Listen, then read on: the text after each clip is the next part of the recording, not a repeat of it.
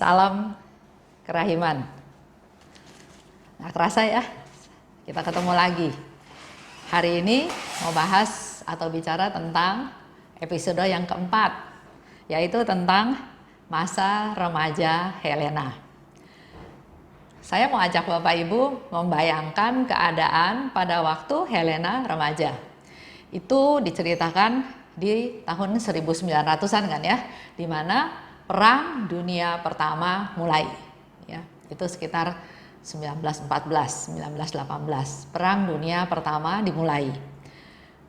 Polandia dikuasai oleh Rusia, dijajah Rusia. Jadi Polandia itu pada waktu itu sangat menderita kehancuran, menderita kelaparan yang hebat, dan juga kemiskinan. Seperti saya pernah cerita ya, orang-orang Polandia zaman, kalau kita sekarang ke sana, kalau ketemu sama yang tua-tua, yang generasi mengalami Perang Dunia Pertama, Perang Dunia Kedua, hidupnya penuh dengan hal yang negatif, yang nggak boleh foya-foya, nanti gimana kalau ngadapin susah, jadi nggak bisa bersukacita, dan memang penampilannya nggak pernah juga menunjukkan sukacita. Itu membuktikan betapa perang penjajahan Rusia sangat membekas di dalam kehidupan orang-orang Polandia. Hal ini berdampak kepada keluarganya Faustina, yaitu keluarga Helena ya. Sangat berdampak karena sama seperti kita sekarang juga. Kita mengalami COVID. Banyak yang di PHK, pabrik-pabrik nggak jalan, nggak ada pekerjaan. Belum yang hidupnya sehari-hari dari penghasilan informal. Susah ya. Nah, di sana juga mengalami kesusahan, dan perang itu berdampak kepada keluarganya Stanislaus dan Mariana. Mereka jatuh miskin. Miskinnya itu diceritakan bahwa kalau mereka mau ke gereja kan harus pakai baju yang layak ya. Ini juga menjadi peringatan buat kita semua. Ke gereja itu mau ketemu Tuhan, pakai baju yang layak, yang sopan. Jangan asal-asalan. Nah, begitu miskinnya sehingga keluarga ini hanya punya satu baju. Satu baju yang layak, yang bisa dipakai ke gereja. Akibatnya mereka nggak bisa ke gereja setiap minggu. Akibatnya mereka pakai baju gantian. Ini giliran siapa? Kalau gilirannya Helena, dia yang pergi ke gereja pakai baju itu. Kalau giliran kakaknya Josephine atau yang lain, otomatis Helena nggak bisa ke gereja. Dan apa yang dilakukan? Dia nggak mau miss, dia nggak mau hilang kesempatan untuk merayakan perayaan Ekaristi. Jadi dia mencari tempat di sudut ruangan di mana, atau kalau kita ke sana, di belakang rumahnya itu ada pohon. Ada pohon, ada salib, di mana Faustina juga sering berdoa atau sering menyelenggarakan misa di sana. Saya coba cari fotonya tapi belum ketemu. Mudah-mudahan episode yang lain saya sudah dapat fotonya. Jadi Helena melakukan perayaan Ekaristi sama seperti kita sekarang. Kita lihat live streaming, kita masih ada lihat di TV, ada romonya, ada bacaannya ya, masih diikuti.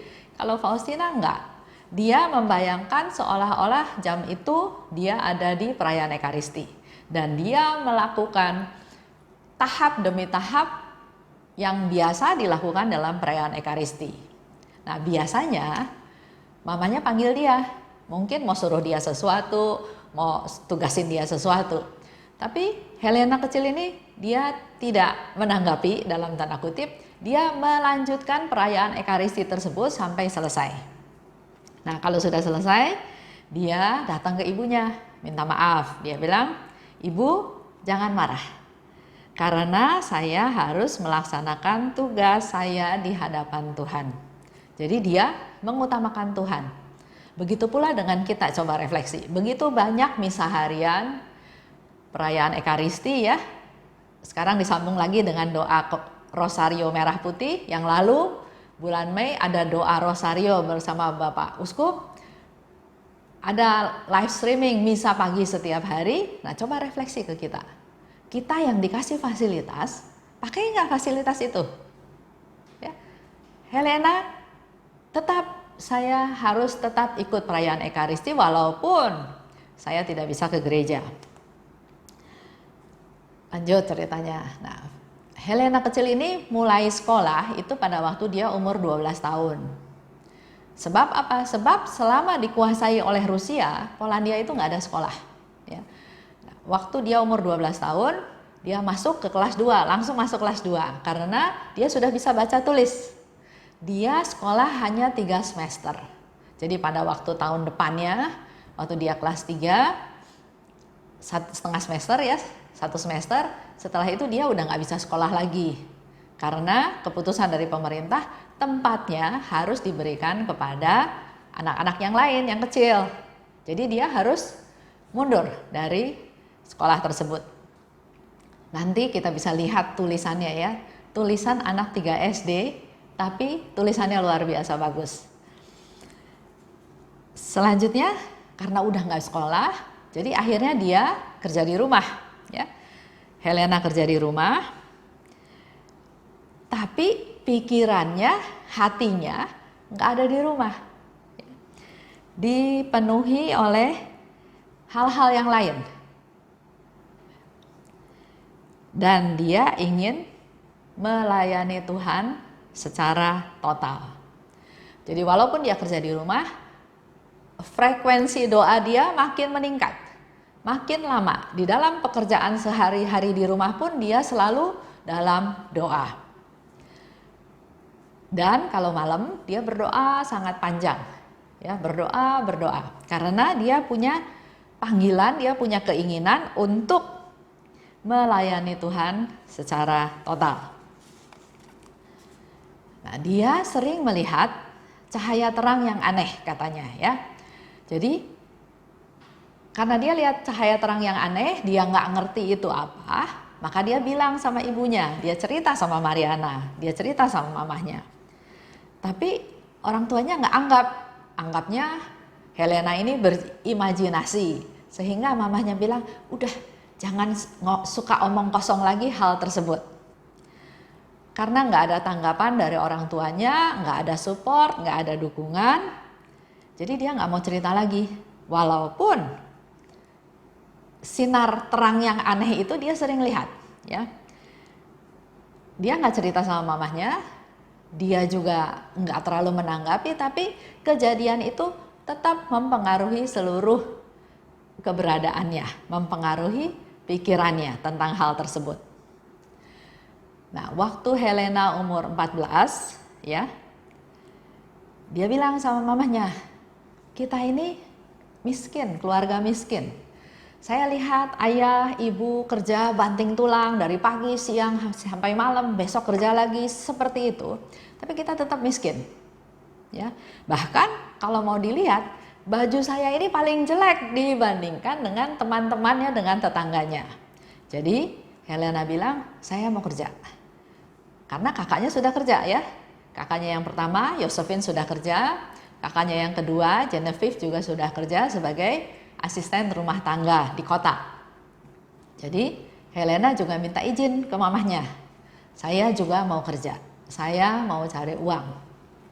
Karena dua kakaknya sudah kerja, akhirnya mamahnya pikir ya sudah, nggak apa-apa. Helena juga boleh kerja, ya, boleh kerja. Akhirnya dia juga kerja di satu tempat. Tapi sebelum kerja, saya mau cerita dulu sedikit tentang sesuatu hal di mana Faustina merasa kok saya membuat orang tua saya sedih. Jadi dia sebagai anak, dia sebetulnya ingin membahagiakan orang tuanya, ya. Dia ingin membahagiakan orang tuanya. Nah, di sini ceritanya, waktu Helena umur 14 tahun, dia diminta untuk menemani kakaknya. Jadi Josephine udah lebih besar ya. Josephine ini diundang ke pesta dansa di kota, di Swinicewarci. si ayah merasa Josephine ini harus ditemenin dan dia minta Helena untuk menemani Josephine. Mereka berdua pergi ke pesta dansa. Di sana ya mungkin pesta dansa akhirnya sampai lupa waktu. Mereka pulang lewat tengah malam. Dan ternyata Helena punya paman ya di kota itu. Akhirnya pamannya ini bilang sama Stanislaus, bercerita tentang dua anak perempuannya ini yang ke pesta dansa tapi pulangnya malam. Ya ceritanya dibesar-besarin sehingga si ayah merasa malu. Waduh, kok saya punya anak perempuan ke pesta dansa sampai malam dan pulangnya diantar pulang sama seorang pemuda. Marah, Stanislaus marah dan dia menghukum dua anak ini ya, Josephine dan Helena. Perbuatan mereka pulang malam itu seolah-olah mempermalukan ayahnya. Helena mau cerita yang sebenarnya karena pamannya cerita melebih-lebihkan. Tapi dia nggak dikasih kesempatan untuk bercerita. Dan di situ Helena melihat betapa susahnya ayahnya harus malahin Helena yang anak kesayangan. Kita bisa bayangin ya, kita punya anak itu jadi anak kesayangan, tapi karena suatu peristiwa kita harus marahin anak itu gitu ya. Jadi si Helena ini melihat betapa susahnya ayahnya harus marahin Helena yang selama itu nggak pernah ada salah, gara-gara nemenin kakaknya pulang malam dan kena marah. Di situ Helena punya satu target. Saya nggak boleh bikin orang tua saya sedih. Bahkan saya harus melakukan banyak hal. Kalau perlu 100 kali lipat, 100 hal yang saya lakukan yang membuat ayah saya senang.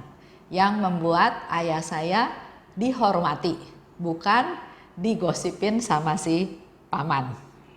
Itu target dari Helena. Walaupun Helena bilang sebetulnya dia nggak salah. Itu pamannya aja yang cerita membesar-besarkan. Dalam hal ini, dia nggak bela diri. Dia nggak menyalahkan pamannya.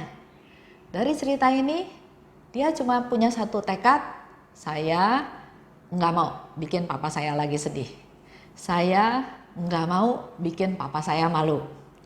Saya harus membuat papa saya bangga. Itu anak umur 14 tahun ya. Jadi Faustina bukan membela diri, tapi dia berpikir bagaimana atau apa yang harus dia berikan supaya orang lain senang, khususnya orang tuanya. Nah, di sini saya mau sharing cerita berkaitan dengan kehidupan dalam keluarga. Ada seorang menantu. Biasanya menantu ributnya sama mertua ya. Ada menantu, ya kalau sekarang mungkin umurnya sudah hampir 80. Jadi kalau kita tarik balik, di zamannya dia, mungkin menantu memang masih susah hidupnya ya. Kalau saya sekarang dengar, mana bisa sekarang mertua menang dari menantu. Mau juga menantu yang menang dari mertua, katanya istilahnya seperti itu ya. Tapi kejadian ini dialami oleh si menantu. Menantu masuk ke dalam rumah, karena dia menikah sama anaknya otomatis masuk ke dalam rumah mertua. Di dalam rumah mertua itu selain ada mertua, juga ada adik-adik ipar. Dia masuk ke keluarga ini, dia merasa dia dikerjain. Disuruh kerja, disuruh masak. Jadi dia merasa bahwa saya masuk ke rumah mertua itu saya dijadiin pembantu. Hak saya malahan hilang. Dan itu terjadi bertahun-tahun, terjadi terus bertahun sampai berpuluh tahun. Sampai akhirnya hal itu membekas menjadi satu dendam, tapi dia nggak bisa keluarkan. Karena mau nggak mau dia harus tinggal di rumah mertua. Ya. Sampai suatu hari dia usaha bersama suaminya ya pasti punya anak, usaha akhirnya dia bisa keluar dari rumah itu. Dia bisa punya rumah sendiri, dia usaha makin lama makin maju. Tapi ada satu hal, dendamnya menantu ke mertua ini nggak hilang. dia dendam. Bahkan dia bilang sampai mati saya nggak bakal ampuni mertua saya. Jalan ya, berjalan terus sampai dia sudah sekarang mungkin sudah umur 70, 80 gitu ya. Sakit. Dia sakit. Dalam posisi antara sadar dan tidak sadar. Jadi posisinya koma ya. Jadi kalau saya tanya sama susternya yang jaga, suster sebetulnya dia sadar nggak? Mungkin sadar sepersekian detik, nggak sampai 1 detik, tapi udah itu katanya udah nggak sadar lagi. Terus saya juga ngobrol ya sama anaknya, coba didoain, juga dibisikin, minta ampun ya sama mamahnya, juga mungkin ada hal-hal yang menjadi sangkutan dia sebagai anak, mewakili siapa yang pernah menyakiti hati dia supaya ada proses pengampunan. Hal ini saya usulkan karena memang ada beberapa orang yang sudah sekarat, yang sudah istilahnya napasnya udah satu-satu tapi dia belum pergi. Jadi saya suka bilang sama anaknya, coba bisikin ke mamahnya, anak-anak minta ampun, suami minta ampun. Juga sekalian kita ngomong kalau ada siapa yang barangkali mamahnya belum minta ampun, dia yang mewakili ya. Dia yang minta dimaafkan, minta ampun. Jadi terjadilah sebetulnya proses saling mengampuni. Ya. Nah, tapi dalam hal ini si ibu ini, anaknya bilang enggak mungkin mama saya bisa ampuni mertuanya. Tapi maksud saya, masa mau dibawa mati? Dendam, marah itu ya. Karena waktu ngobrol itu, bayangan saya mertuanya sudah meninggal.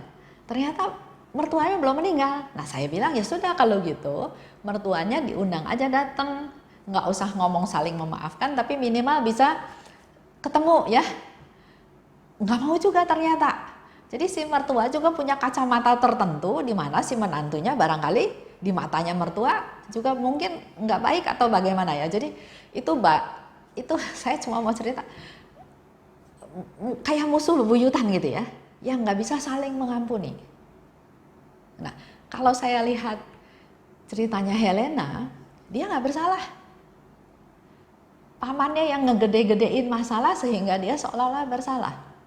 Tapi dalam hal ini, dia nggak fokus ke dirinya dia. Saya dihukum gara-gara si paman, saya dendam sama si paman. Enggak.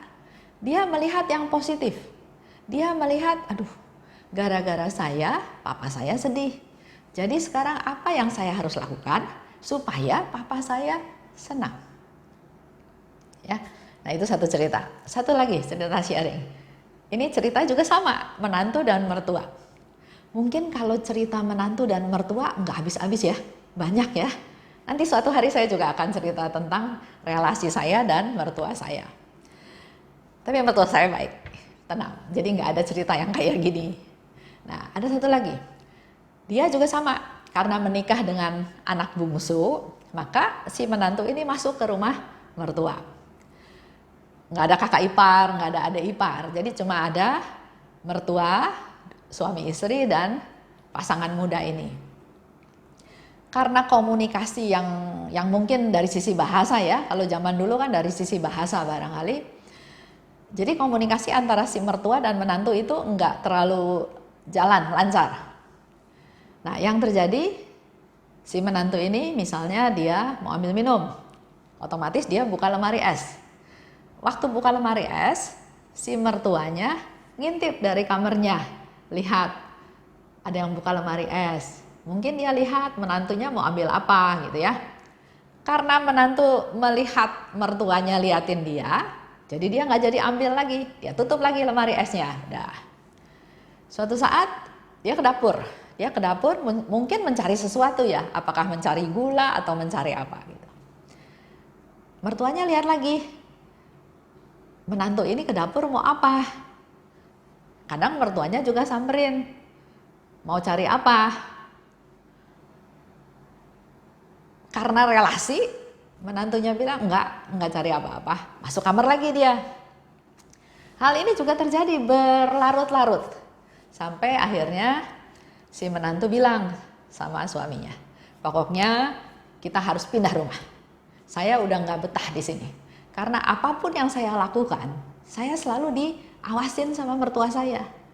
Mungkin dipikirnya saya mau ambil makan banyak, atau mungkin saya mau boros-boros, atau mau apa. Pokoknya saya nggak leluasa. Di rumah ini saya nggak leluasa. Apapun dilihatin, kayak penjahat, kayak pencuri gitu ya.